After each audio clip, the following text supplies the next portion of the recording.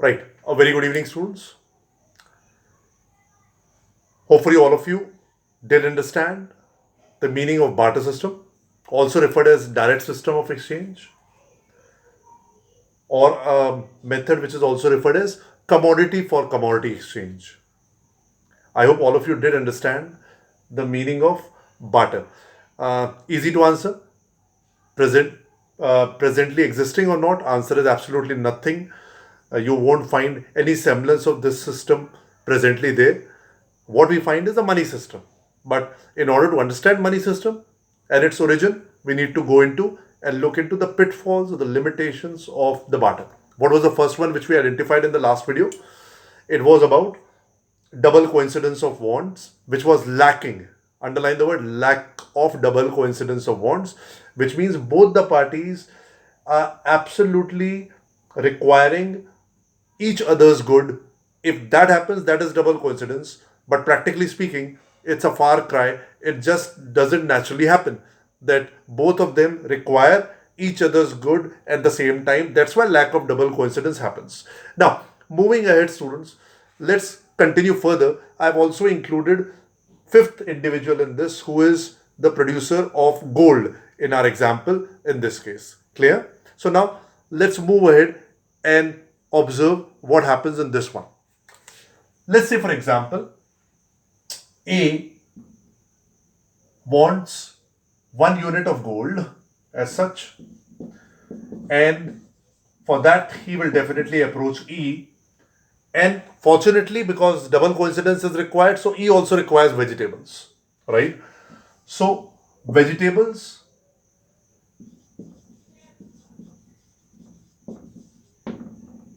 possessed by A and 1 unit of gold possessed by E. Both the parties are willing to exchange, so there is a presence of double coincidence. Now, my question is 1 unit of gold with 1 unit of vegetable? Hilarious, unbelievable, unimaginable proposition. I mean, there is no comparison. In whichever era you go, gold definitely has much more value just because its demand is far, far greater than its availability. Vegetables, on the contrary, have comparatively far less value.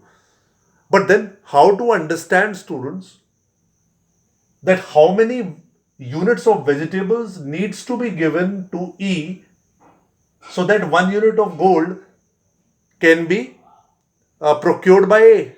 Now, that's a question which needs to be answered, which unfortunately cannot be answered reliably by the barter system. It's only a gut feeling, a matter of conjecture that this many units will be sufficient enough to take 1 unit of gold.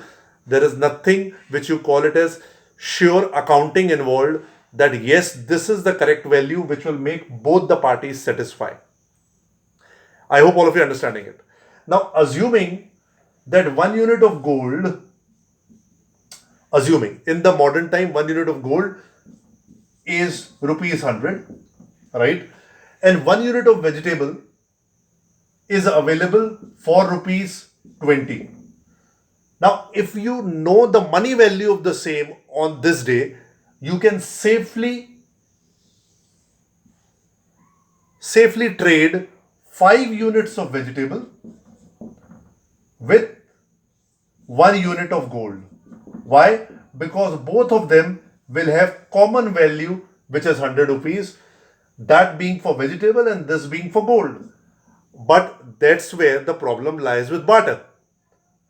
There is nothing like common unit of account.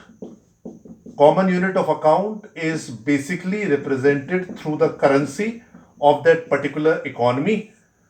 And in barter system, is there existence of such unit, a rupee in Indian economy, which is present now in the barter system, which used to be followed earlier? Unfortunately, even that was lacking, right? So, what is the second drawback of the barter system?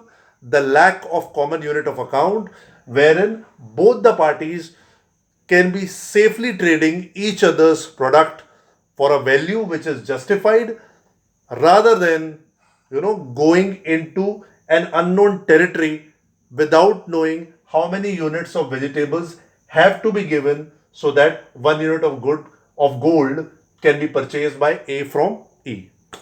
I hope all of you understood it. So, what is the second limitation of barter? It lacks a common unit of account, and that's where its problem compounds. I hope all of you have understood it. Thank you.